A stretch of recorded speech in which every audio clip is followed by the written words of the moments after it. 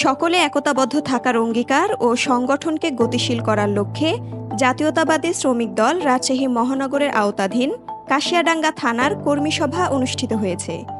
শুক্রবার বিকেল ৫টায় নগরীর হাইটেক পার্ক এলাকায় জাতীয় ও দলীয় পতাকা উত্তোলন এবং শান্তির প্রতীক পায়রা উড়িয়ে আয়োজিত কর্মী সভার আনুষ্ঠানিক উদ্বোধন করেন নগর বিএনপির সিনিয়র যুগ্ম আহ্বায়ক নজরুল হুদা।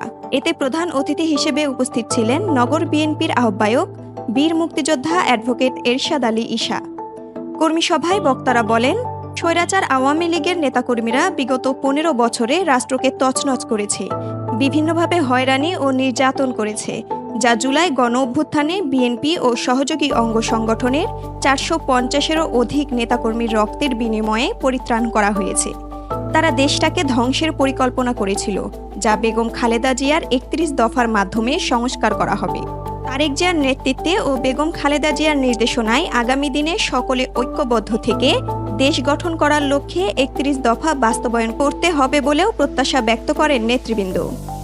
কাশিয়াডাঙ্গা থানা শ্রমিক দলের সদস্য সচিব আব্দুর রাজ্জাক ভুট্টুর সঞ্চালনায় ও সভাপতি সুমন আলীর সভাপতিত্বে আয়োজিত সভায় প্রধান বক্তা হিসেবে উপস্থিত ছিলেন নগর বিএনপির সদস্য সচিব আলহাজ মোহাম্মদ মামুনুর রশিদ মামুন।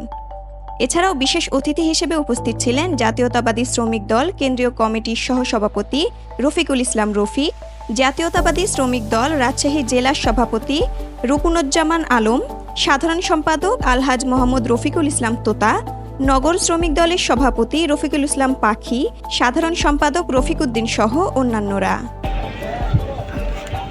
আমাদের মাঝে উপস্থিত হয়েছেন ওয়াসিম রেজা টিঙ্কু, সদস্য সচিব ১ নম্বর ওয়ার্ড বিএনপির। তিনাকে আমাদের মঞ্চে আসার জন্য